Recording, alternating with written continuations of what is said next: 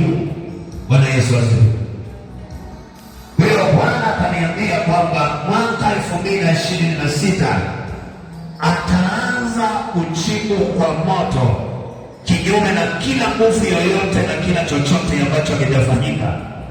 Kwa hiyo Bwana akaniambia kwamba moto wa nguvu za Mungu ulioshuka pale Karimeli. Mara mengine ajui kwamba alikuwa Karimeli, ule mstari wa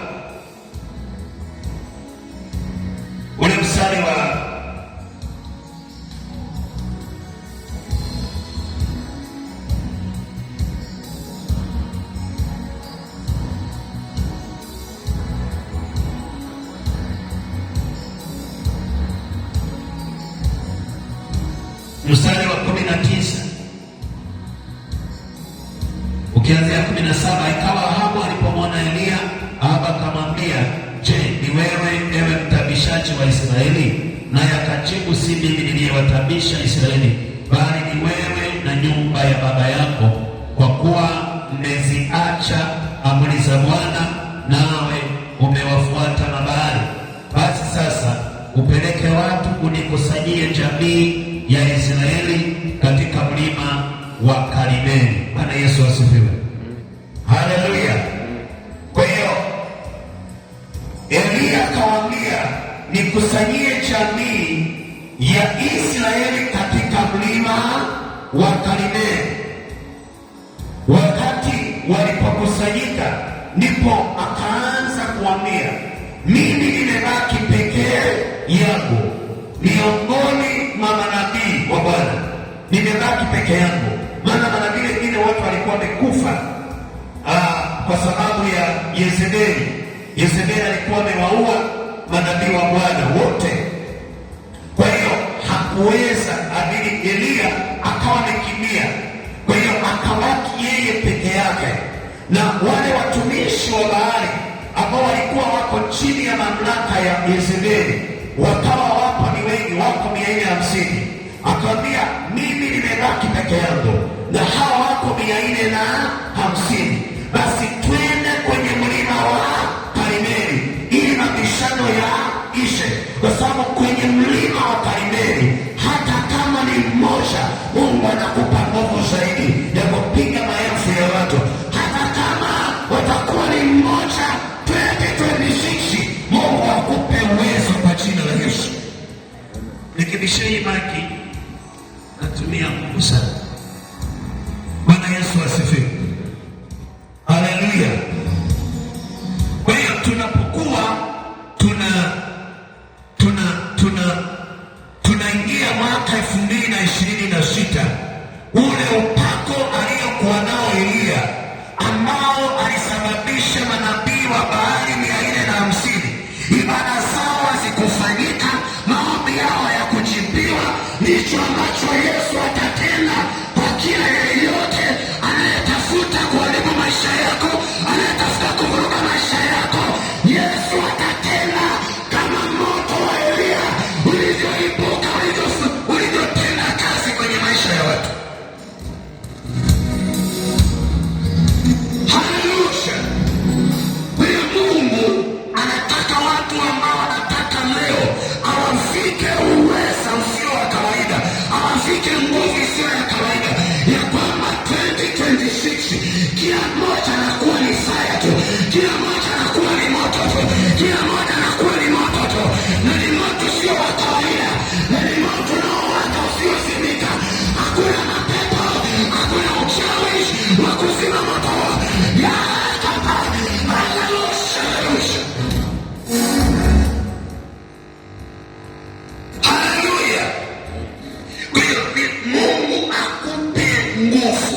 Ndani ya maisha yako mwaka huu, chochote kitakachoinuka, awe ni mchawi, awe ni wakarakisha atakayetumia uchawi juu yako, moto umulambe mwenyewe na atangulia kufa katika jina la Yesu Kristo aliye. Haleluya.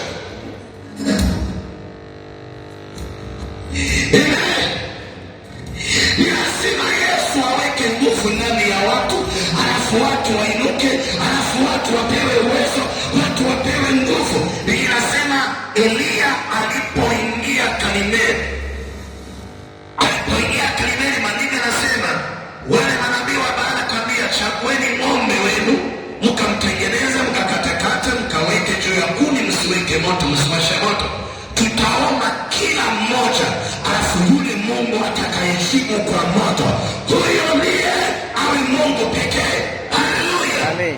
Na Eliya aliposema namna hiyo, Eliya anasema Mungu akafunga ibada za mashetani, akafunga ibada za wachawi, ibada za washirikina zikafungwa zote.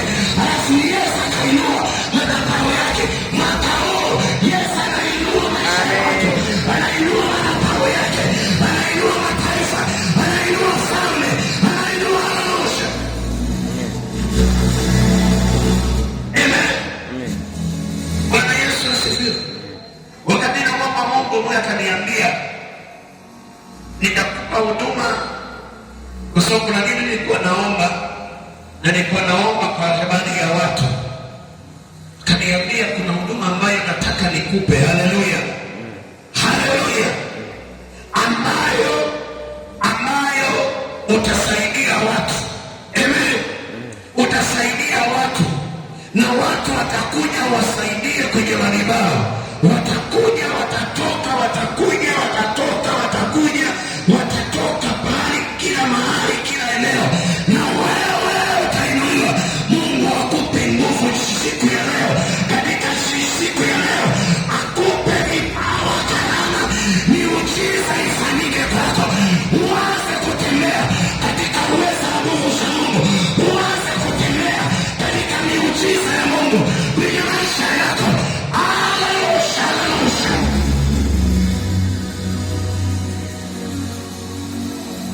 Ikibiti ya sifa. Amen. Haleluya. Yesu aliyetupa nguvu ya mpako wa Karmeli na kushinda kila aina ya vita ya wachawi na wasoma nyota. Hakuna yeyote atakaye kuua, hakuna atakaye kutafuta kwa uchawi, hakuna atakaye kuletea magonjwa. Kila atakayeleta apigwe kwa jina la Yesu. Niwekee ile biti na niko imeandikwa ile fupi iko namba. Imeandikwa kwa herufi kubwa, acha ile andikwa kwa herufi ndogo. Amen. Haleluya. Amen.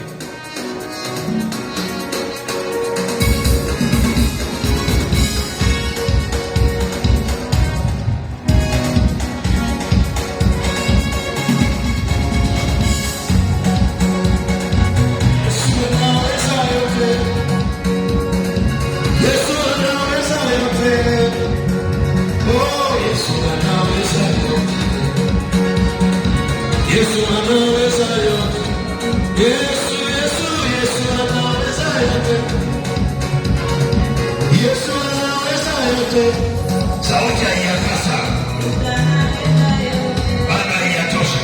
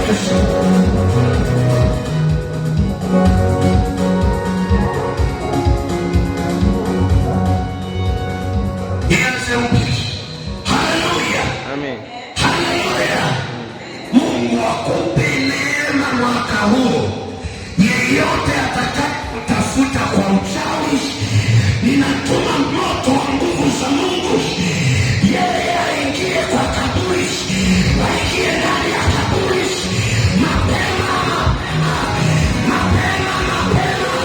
mwaka huu. Yeyote anayekuwazia mabaya, anayepanga mabaya juu yako, aingie ndani ya kaburi mapema tu.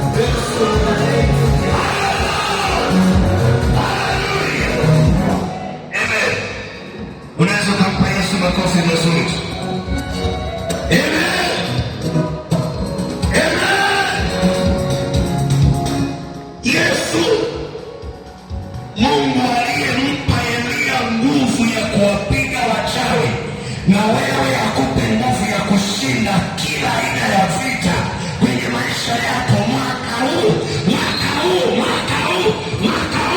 Mungu akupe nguvu ya kushinda vita yoyote.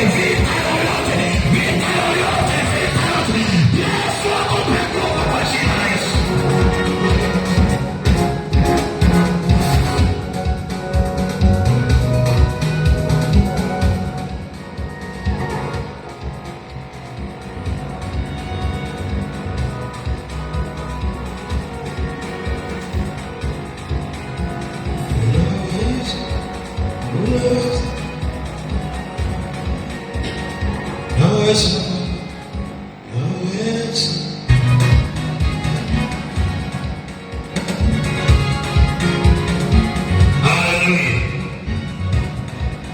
Elia akamwambia Mungu, kwa sababu Elia alikuwa na ile pawa ya kiroho, alipomwambia wafanye ibada kwa Mungu wao, Mungu wa Isaka, Mungu wa Yakobo, Mungu wa Ibrahimu, akafunga ibada za wachawi wote. Alafu Yesu Baba kainua madhabahu yake na mtumishi wake. Mwaka huu kila mtu aliyekaa vizuri na Bwana utainuliwa tu kwa jina la Yesu. Hakuna atakaye kuzuia kuinuka, hakuna atakaye kuzuia kuinuka kwa jina la Yesu. Iwe mazingira yoyote, utapenya kwenye hayo mazingira, na Yesu Kristo atainuliwa tu, na Yesu Kristo atainuliwa. Ikiwa Yesu ametupa neema kwenye imani bao na uchawi mwingi, Yesu atupe nyota. Kokote ulipo akupe nyota tu, akupe nguvu tu, akupe nguvu tu kwa jina la Yesu.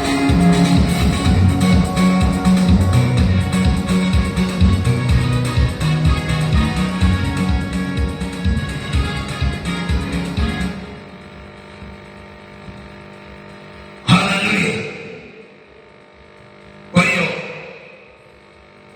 Mungu akupe neema katika mwaka huu. Tutaingia kwenye maombi baadaye, alafu Bwana atasimama pamoja na sisi.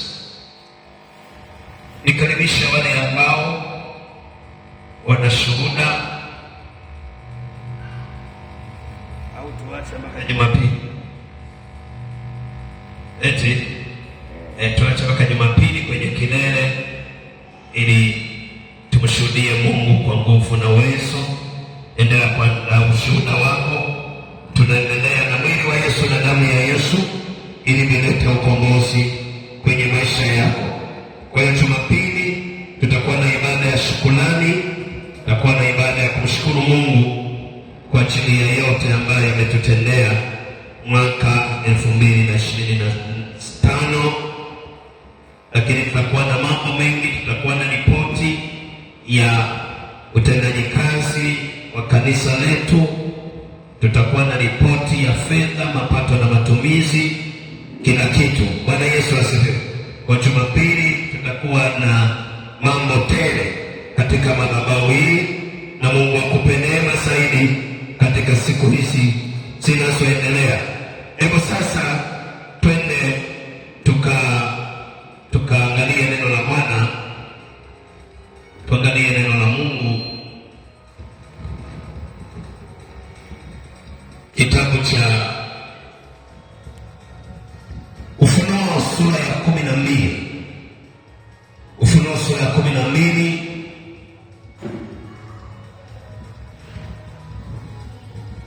Bwana Yesu, asante kwa ajili ya ibada hii, asante kwa ajili ya wakati huu. Tunajifunza neno lako likituandaa kwa ajili ya mwili wako na damu yako. Bwana Yesu, tunaomba neema wakati huu, utujalie nguvu na uwezo na mamlaka, utupe nguvu ya kushinda katika maisha yetu. Bariki neno lako, bariki wanao wote walioko mahali hapa, wape nguvu na uwezo ndani yao katika ibada hii. Neno hili kalitakase, bariki mwili wako na damu yako katika siku ya leo. Ifanyike ukombozi, baraka tele na ushindi kwa kila yeyote kwa nyumba hii, kwa kwa utukufu wa jina lako. Bwana Yesu, nasema ni asante, ni katika jina la Yesu Kristo tunaomba, amen. Kitabu cha Ufunuo sura ya 12 na mstari ule wa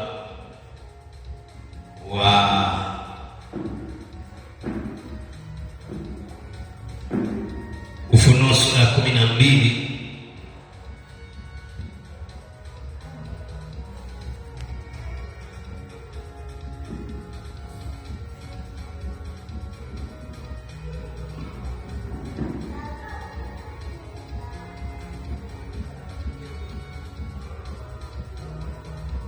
uanze mstari wa 7 mpaka wa 11. Ni maneno ambayo huwa tunayasoma, lakini pointi yetu zaidi iko kwenye mstari wa 11. Kulikuwa na vita mbinguni, Mikaeli na malaika zake wakapigana na yule joka naye akapigana nao pamoja na malaika zake, nao hawakushinda. Maana yake joka na malaika zake hawakushinda, wala mahali pao hapakuonekana tena mbinguni. Yule joka akatupa, yule mkubwa nyoka wa zamani aitwaye Ibilisi na Shetani, audanganyaye ulimwengu wote, akatupa hata nchi, na malaika zake wakatupwa pamoja naye. Nikasikia sauti kuu mbinguni ikisema, sasa kumekuwa wokovu na nguvu na ufalme wa Mungu wetu na mamlaka ya Kristo wake, kwa maana ametupa chini mshtaki wa ndugu zetu, yeye awashtakie mbele za Mungu wetu mchana na usiku. Nao shinda kwa damu ya mwana-kondoo na kwa neno la ushuhuda wao, ambao hakupenda maisha yao hata kufa. Bwana Yesu asifiwe. Tunaona andiko hili linazungumzia kwa habari ya vita ya Shetani akiwa bado yuko mbinguni kama malaika mkuu kule mbinguni, lakini baada ya kuasi ukatokea vita. Maana yake mbinguni kulikuwepo mgawanyiko, na kwenye ule mgawanyiko ikawepo kundi la Shetani au la Lucifer. Kipindi hicho ikawa kundi la Lucifer, ikawepo kundi la Lucifer na ikawepo kundi la walioko upande wa Mungu. Lakini kabla ya hapo kulikuwa ni wako katika umoja, na wakati mwingine uasi unapoingia mahali kuna kuwepo migawanyiko. Amen. Migawanyiko inakuwepo ikiwa uasi umeanza kuingia, na Shetani wakati mwingine anaangalia ni namna ipi anaweza katengeneza migawanyiko, iwe ni mahali ambako, iwe ni taasisi, iwe ni huduma, anatengeneza namna ya kutengeneza ya kufanya migawanyiko. Kila mahali ambapo kuna mgawanyiko, Shetani yupo. Bwana asifiwe. Iwe ni kwenye huduma, pakiwepo na mgawanyiko, hawaelewani, hawasikilizani, kuna hiki, Shetani yupo. Kwa hiyo ni vema kila mmoja akatambua ya kwamba katika mazingira haya Shetani yupo katikati yetu, na ukishagundua hiyo ni rahisi kwenda kumpiga mkiwa pamoja. Lakini katika hali hiyo atachochea na atatengeneza mazingira ya kuhakikisha kwamba ule mgawanyiko unakuwa na pawa kubwa, na pale kutakuwepo na watu ambao wanachochea ule mgawanyiko. Hawataki ule mgawanyiko uvunjike, hawataki ule mgawanyiko utoke, warudi kwenye hali ya kawaida, kwa sababu ajenda ya Shetani inataka wasiendelee, inataka wasiende pamoja. Mahali popote ambapo kuna umoja, Yesu yuko pale. Mahali ambapo kuna amani, Yesu yuko pale. Mahali ambapo kuna furaha, Yesu yuko pale. Amen. Ndio maana katika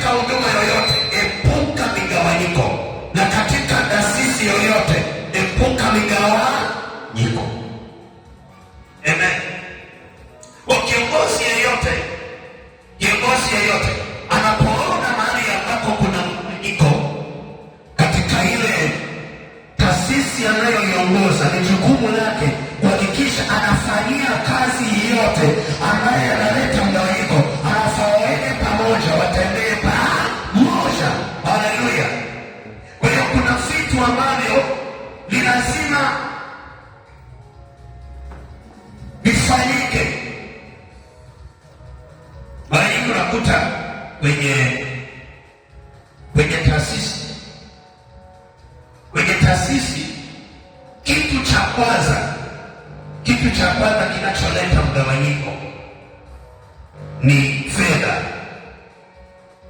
Kitu cha pili kinacholeta mgawanyiko ni uongozi.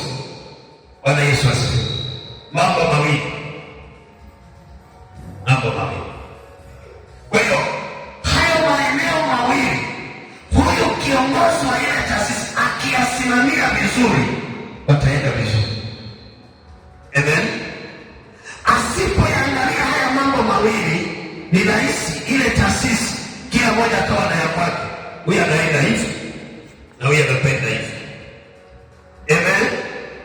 Kwa hiyo mbinguni, wakati shetani ameasi akatengeneza mazingira ya kugawanya, mbingu ikagawanyika. Maana yake wakawepo upande walioko upande wa Lucifer na wakawepo walio upande wa Mungu. Sasa Mungu ambaye alikuwa ni kiongozi wa ile taasisi ya mbinguni akasema, sasa hii imekuwaje?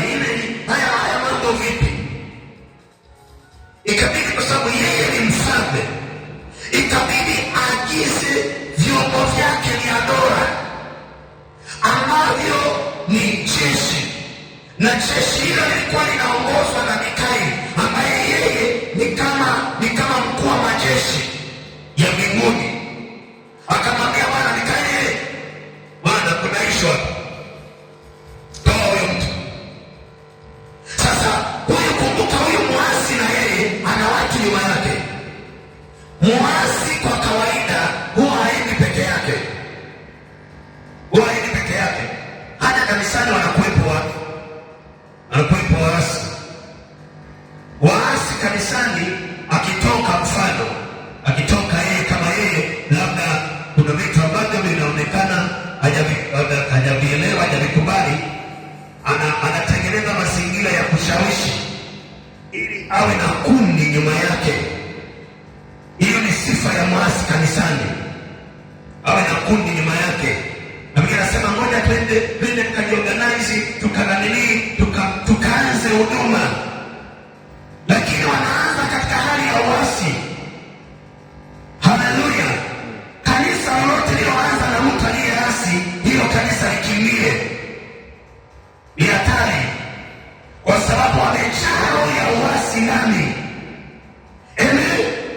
Ni lazima mtu anapotoka atoke salama, akiwa na baraka zote, akiwa na kila baraka ya baba yake wa kiroho, ya kwamba Bwana amembariki aende na akatumike. Haleluya! So ukiona mtu kaasi na akatoka akasema naenda kuanza huduma, hilo kanisa ni hatari. Bwana Yesu asifiwe. Sisi tumeona wengi wa namna hiyo. Kwa hiyo mbinguni pakawa na uasi, shetani Lucifer kaasi, ikabidi wagawanyike. Bali anasema kulikuwepo vita mbinguni kati ya shetani na Mungu. Shetani akiwa na watu wake, wakati akiwa ni Lucifer, akiwa na watu wake walioko nyuma yake, lakini pia Mungu naye akiwa na watu wake walioko nyuma yake. Kwa hiyo vita ikapiganwa kati ya Mungu na shetani ambaye ni Lucifer. Wakati huo vita ikapigwa. Mikaeli pamoja na watu wake wakapigana na shetani na malaika zake, wakapigana.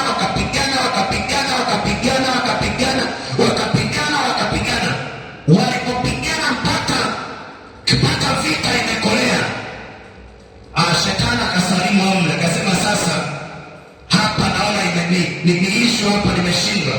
Alafu Mungu akasema kwa matendo ya jamaa na watu wake, shusha chini. Amen. Tupa chini. Wale wakatupa chini hapa duniani. Sasa wakati wametupwa hapa duniani, kule mbinguni hali ya hewa ikatulia. Wasema upepo, nadhani hali ya hewa ilikuwa wakachafuka, wasema angalau. Lakini wakakumbuka, wakasema jamani, kule duniani kuna wenzetu, sisi ni wenzake na malaika, sisi ni wenzake na wale wazee 24, sisi ni wenzake na Yesu, sisi ni wenzake na baba yetu Mungu. Hapa duniani tunatambulika ya kwamba sisi ni ndugu wa watu walioko mbinguni. Sasa akaambia bwana, pamoja na kwamba mbinguni kuna raha, hali ya hewa imetulia, ila kule chini alikoenda huyo jamaa ni hatari. Lakini wakakumbuka, wakasema kuna damu ya mwana kondoo ambayo ilimwagika msalabani, hiyo ndiyo itawawezesha. Watashinda tu, huyu jamaa watampiga kwa damu ya Yesu na watamshinda, na watatawala na watamiliki juu ya dunia, katika nchi watamiliki. Ukiwa na damu ya Yesu unatawala dhidi ya nguvu yoyote ya uchawi, ya uganga, ya ushirikina, ya shetani yoyote, unashinda kwa jina la Yesu. Kwa hiyo maana anasema nao wakamshinda, maana yake sisi tukamshinda kwa damu ya mwana kondoo. Ile damu ya Yesu ikatupa ushindi. Ile damu ya Yesu inatupa ushindi, kwa maana kwamba nguvu ya damu ya Yesu nyingine, nguvu nyingine ya damu ya Yesu ni kutushindia wakati wa vita. Haleluya.